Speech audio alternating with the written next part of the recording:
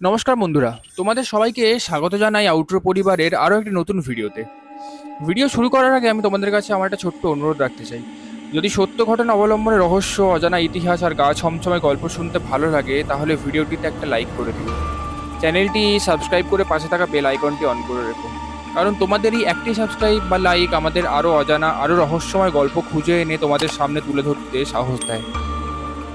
আর যদি এখন রাত হয়ে থাকে তাহলে ঘরের আলোটা একটু কমিয়ে দাও, হেডফোনটা পরে নাও এবং মন দিয়ে শুনতে শুরু করো। কারণ আজকের গল্প শুধুমাত্র ভূতের গল্প নয়, আজকের গল্প হচ্ছে একটি বাস্তব গ্রামের, যেখানে সূর্য ডোবার পর আজও অনেক মানুষ পা রাখতে ভয় পায়। এবং শুধুমাত্র তাই নয়, অনেকে এটাও বলেন যে রাতের বেলা নাকি এই গ্রামের নাম নেওয়াও অশুভ। তাহলে চলুন শুরু করা যাক। আসানসোলের খুব কাছেই অবস্থিত এই জনশূন্য গ্রামকে ঘিরে বহু বছর ধরে অসংখ্য রহস্য, গুজব আর লোককথা প্রচলিত রয়েছে। কেউ বলেন রাত গভীর হলে ভাঙা বাড়িগুলোর ভেতর থেকে শোনা যায় ফিসফিস শব্দ। কেউ বলেন খালি রাস্তায় কারো হাঁটার শব্দ ভেসে আসে, যেন কেউ আপনাকেই অনুসরণ করছে। কিন্তু এসব কি সত্যি, নাকি ভয়, ইতিহাস আর গুজব মিলিয়ে তৈরি হয়েছে এক ভয়ঙ্কর কিংবদন্তি? রাত তখন প্রায় 8:30। আমরা চারজন বসেছিলাম আমাদের এক বন্ধু শুভর বাড়ির ছাদে। গল্প হচ্ছিল পশ্চিমবঙ্গের ভৌতিক জায়গাগুলোকে নিয়ে। অরিজিৎ হঠাৎই বলে উঠল, তোরা কি পশ্চিমবঙ্গের সবচেয়ে ভয়ঙ্কর পরিত্যক্ত গ্রামের নাম শুনেছিস? আমরা সবাই একসঙ্গে ওর দিকে তাকালাম। আমি হেসে বললাম, পরিত্যক্ত গ্রাম? পশ্চিমবঙ্গে আবার সেরকমও আছে নাকি? অরিজিৎ কোনো উত্তর দিল না, চুপচাপ ওর মোবাইলটা আমাদের সামনে রেখে দিল। স্ক্রিনে একটার পর একটা ছবি আর ভিডিও ভেসে উঠছিল। ভাঙা পাকা বাড়ি, দরজা জানলাবিহীন ফাঁকা ঘর, আগাছায় ঢেকে যাওয়া সরু রাস্তা, আর চারিদিকে এমন নিস্তব্ধতা যেন বহু বছর ধরে সেখানে মানুষের পায়ের শব্দ পড়েনি। তারপর অরিজিৎ যখন মোবাইলটা বন্ধ করলো, আমাদের মধ্যে কেউ আর একটা কথাও বলছিল না। কারণ ও যে ছবিগুলো দেখিয়েছিল সেগুলো কোনো হরর সিনেমা সেট নয়। ওগুলো ছিল পশ্চিম বর্ধমান জেলার আসানসোলের কাছে একটি সত্যিকারের পরিত্যক্ত গ্রাম। আমরা সবাই মিলে এই গ্রামটিকে নিয়ে রিসার্চ করতেই আরও অনেক কাহিনী উঠে এলো। এটি আর পাঁচটি সাধারণ গ্রামের মতো নয়। এখানে জমি আছে, পুকুরও আছে, কিন্তু চাষ করার বা দেখভাল করার কেউ নেই। পাকা বাড়ি আছে, মাটির বাড়িও আছে, সব কিছুই আছে, কিন্তু থাকার মতো কোনো মানুষ নেই। প্রায় সবই আজ সময় খেলায় পরিত্যক্ত হয়েছে। লোকমুখে আরও শোনা যায়, একসময় নাকি এখানে প্রায় 200টি পরিবারের বসবাস ছিল। গ্রামের অধিকাংশ মানুষ ছিলেন চাকরিজীবী বা ব্যবসায়ী। বাড়িগুলোর দিকে তাকালেই তা বোঝা যেত একসময় এই গ্রাম কতটা সমৃদ্ধ ছিল। কিন্তু গত প্রায় 15-20 বছর ধরে একে একে সবাই এই গ্রামটা ছেড়ে চলে যায়। প্রথমে আমাদেরও মনে হয়েছিল ভূতের ভয়ে কি সত্যি একটা গোটা গ্রাম খালি হয়ে যেতে পারে। কিন্তু যত পড়ছিলাম তত বুঝতে পারছিলাম গল্পটা হয়তো শুধু ভূতের নয়। স্থানীয়দের একাংশ বলেন রাতের বেলা অদ্ভুত শব্দ শোনা যেত, ফাঁকা বাড়িতে যেন কারা হেঁটে বেড়াতো। কেউ কেউ দাবি করতেন রেল লাইনের পাশ থেকে ভেসে আসতো অচেনা কান্না। কিন্তু সংবাদ মাধ্যমের তদন্তে উঠে এসেছে অন্য এক ভয়ঙ্কর বাস্তব। সেই সময় এই এলাকায় কয়লা মাফিয়াদের দৌরত্ব খুবই বাড়তে থাকে। রেল লাইনের ধারে প্রায় অপরাধীদের ফেলে যাওয়া মৃতদেহ উদ্ধার হতে থাকে। ওয়াগন ব্রেগারদেরও আনাগোনা ছিল নিয়মিত। স্বাভাবিকভাবেই গ্রামের মানুষ আতঙ্কিত হয়ে পড়ে এবং ধীরে ধীরে সেই ভয়ের সঙ্গে মিশে যায় ভূতের গল্প। সত্যি বলতে কোনটা বাস্তব আর কোনটা গুজব আজও কেউ নিশ্চিত করে বলতে পারে না। তাই তখনই কৌতূহলবশত আমি সবার সামনে বলে উঠলাম যে চল একদিন দিনের আলোতেই গিয়ে দেখে আসি গ্রামটাকে। রাত পর্যন্ত যদি থাকার সাহস হয় তাহলে সেটাও হবে।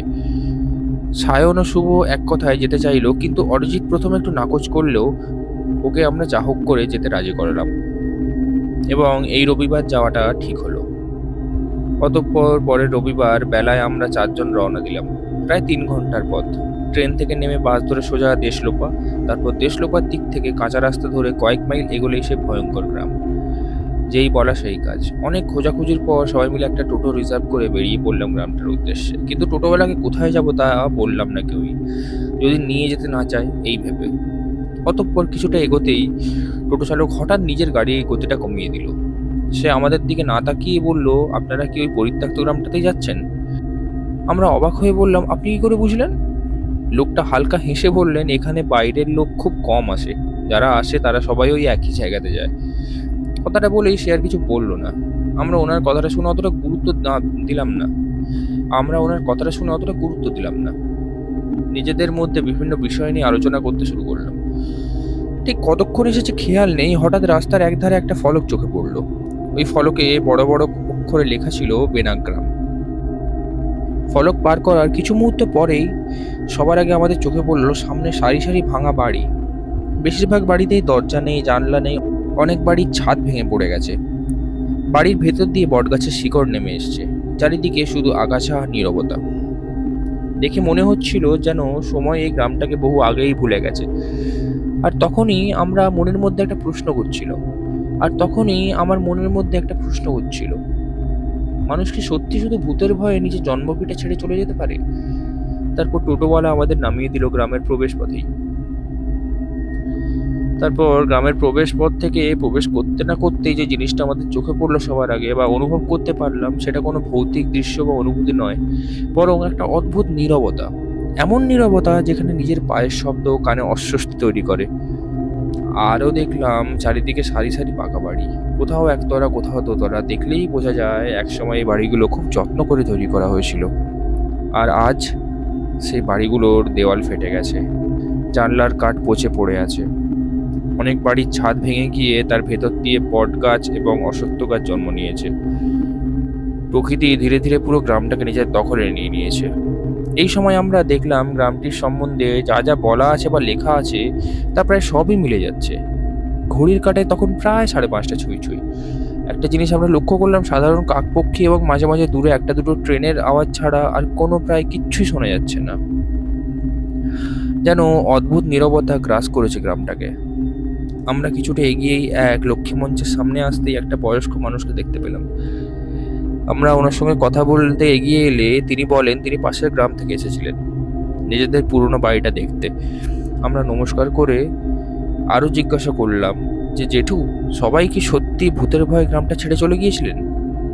ভদ্রলোক হালকা হেসে মাথা নাড়লেন, তারপর বললেন, ভূতের গল্প তো ছিলই, কিন্তু শুধু ভূতের জন্য কেউ নিজের ভিটেমাটি ছেড়ে যায় না বাবা। আমরা চুপ করে শুনছিলাম। তিনি বলতে শুরু করলেন, একসময় এই গ্রামে প্রায় 200 পরিবার থাকতো। সবাই একে অপরকে চিনত। দুর্গাপুজো, লক্ষ্মী পুজো, সব উৎসব একসঙ্গে হতো। তারপর ধীরে ধীরে কেমন যেন চারপাশটা বদলাতে শুরু করলো।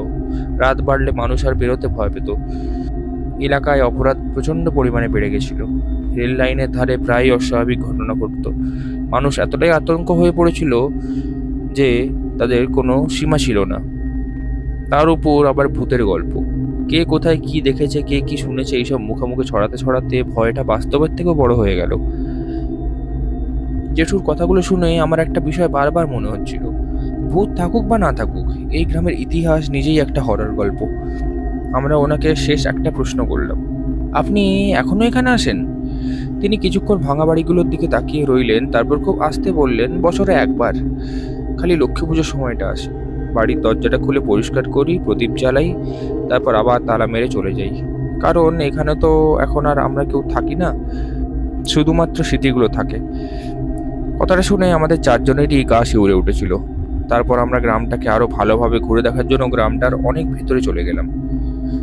সূর্য তখন ধীরে ধীরে পশ্চিমের দিকে হেলে পড়ছে, আলো কমতে শুরু করেছে এবং অরিজিৎ ঘড়ির দিকে তাকিয়ে বলল, এখনই আসল সময় বেনাগ্রামকে দেখার।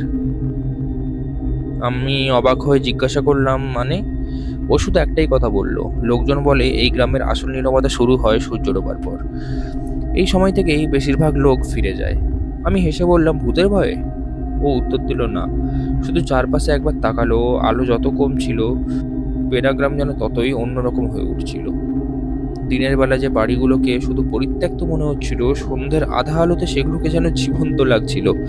হঠাৎ একটা দরজা সপাটে বন্ধ হওয়ার আওয়াজ। আমরা ঘুরে দেখলাম পাশের একটা পরিত্যক্ত ঘরের একটা ভাঙা দরজা জোরে বন্ধ হয়ে গেল। আমরা চারজনই চমকে উঠলাম। কয়েক সেকেন্ড পর আমরা বুঝলাম যে সেই সময় একটা তীব্র বাতাসের জেরেই ওই দরজাটা ওরমভাবে ধাক্কা খেয়েছে। কিন্তু সেই মুহূর্তে বুকের ধড়ফড়ানি তখনও থামেনি। আরও একটু এগোতেই দূরে একটা বাড়ির ভাঙা বারান্দায় যেন কারো ছায়া দাঁড়িয়ে আছে বলে মনে হলো। 1 সেকেন্ড, 2 সেকেন্ড, 3 সেকেন্ড, তারপর আমরা একটু সাহস জুগিয়ে ওখানে গিয়ে দেখলাম ওটা একটা শুকনো গাছের ডাল। অন্ধকারে মানুষের মস্তিষ্ক এরমভাবেই অনেক সময় সাধারণ জিনিসকে অস্বাভাবিক বলে মনে করায়। এটাকে মনোবিজ্ঞানে প্যারেডোয়লা বলে, যেখানে এলোমেলো আকার এবং ছায়ার মধ্যে মানুষ পরিচিত মুখ বা অবয়ব দেখতে পায়। সম্ভবত বেনাগ্রামের বহু ভূত দেখার গল্পের পেছনেও এই একই মানসিক প্রভাবের কিছুটা কাজ করেছে। তবে সবকিছুর ব্যাখ্যা কি এত সহজ? ঠিক তখনই দূরে রেল লাইনের দিকে থেকে ভেসে আসা একটা লম্বা শীষের আওয়াজে আমাদের যেন ঘোর কাটলো। আমরা সবাই একসঙ্গে তাকালাম এবং অরিজিৎ আস্তে করে বলল, চল এবার তোদের গ্রামের সবচেয়ে আলোচিত জায়গাটা দেখাই। আমরা হাঁটতে হাঁটতে পৌঁছে গেলাম গ্রামের পাশ দিয়ে চলে যাওয়া সেই রেল লাইনটির কাছে। এই জায়গাটাকে নাকি স্থানীয়দের সবচেয়ে অস্বস্তিকর বলে মনে হতো, কারণ বছরের পর বছর ধরে এখানে নানা ধরনের গুজব ছড়িয়েছে। কেউ বলেছেন গভীর রাতে লাইনের ধারে সাদা পোশাক পরে কাউকে দাঁড়িয়ে থাকতে দেখেছেন, আবার কেউ কেউ দাবি করেছেন কারো হাঁটার শব্দ শুনেছেন, অথচ আশেপাশে কেউ ছিল না। তবে এই ঘটনাগুলোর কোনো নির্ভরযোগ্য প্রমাণ আজও পাওয়া যায়নি, এবং এটাই সত্যি। তারপর আমরা পৌঁছে গেলাম রেল লাইনের ধারে, এবং এটা আমরা লক্ষ্য করলাম যে আজও প্রতিদিন অসংখ্য ট্রেন বহন করে এই রেল লাইন। কিন্তু ভাবা যায় যে এর ঠিক পাশেই দাঁড়িয়ে আছে একটা সম্পূর্ণ মৃত গ্রাম। একটা সময় এখানে ট্রেনের শব্দ শুনেই ঘর থেকে বেরিয়ে আসতো মানুষ, শিশুরা হাত নাড়তো, বয়স্করা গল্প করতো, সন্ধ্যায় বাড়ি ফিরতো কর্মজীবীরা। আজ সেই একই ট্রেন ছুটে যায়, কিন্তু একজন মানুষও আর দরজা খুলে বাইরে আসে না। ভাবতে পারেন, একটা পুরো গ্রাম যেখানে একসময় শত শত মানুষ বাস করতো, আজ সেখানে বাতাস, নীরবতা, নিস্তব্ধতা ছাড়া কিচ্ছু নেই। হয়তো এটাই বেনাগ্রামের সবচেয়ে ভয়ঙ্কর সত্য। তারপর আমরা রাত কাটাই ওই গ্রামে। সারা রাত ট্রেনে খাওয়া দাওয়া, গল্প গুজব করেই প্রায় কেটে গেল। কোনো রকম ভূত বা অলৌকিক কিছু তেমন চোখে পড়লো না আমাদের। তবে একটা জিনিস আমরা উপলব্ধি করতে পেরেছিলাম, যে আজও যেন ওই গ্রাম কাঁদে, এবং এই গ্রামের নীরবতা যেন এখনো গায়ে কাঁটা দেয়। পরদিন সকালে উঠে কোনো রকম ভুতুড়ে কিছু না দেখার জন্য আমরা ঠাকুরকে অশেষ ধন্যবাদ দিয়ে বাড়ির উদ্দেশ্যে রওনা দিলাম। সমাপ্ত। বন্ধুরা, ভূতের অস্তিত্বের কোনো প্রমাণ নেই, কিন্তু একটা জীবন্ত গ্রাম কিভাবে ধীরে ধীরে স্মৃতিতে পরিণত হয়ে যায় সেটা নিজের চোখে দেখা যে কোনো ভূতের গল্পের থেকে অনেক বেশি ভয়ঙ্কর। কারণ ভূত থাকলে হয়তো একদিন দেখা যেত, কিন্তু একটা গ্রামের মৃত্যু, সেটা নিস্তব্ধে ঘটে, কোনো চিৎকার ছাড়া, কোনো খবরের শিরোনাম ছাড়া। শুধু একটার পর একটা দরজায় তালা পড়ে, আর একদিন মানচিত্রে গ্রামটা থেকে যায়, কিন্তু মানুষগুলো আর থাকে না। হয়তো এই কারণেই বেনাগ্রামের নাম শুনলেও আজকেও অনেকেরই গায়ে কাঁটা দেয়। ভূতের জন্য নয়, বরং এই গ্রাম আমাদের মনে করিয়ে দেয় একদিন একটা সম্পূর্ণ জনপদ নীরব হয়ে যেতে পারে। প্রিয় দর্শক বন্ধুরা, বেনাগ্রামের গল্পটি যদি সত্যিই আপনাদের মনে একটা প্রশ্ন রেখে যায়, তাহলে সেটাই এই ভিডিওর সবচেয়ে বড় সার্থকতা।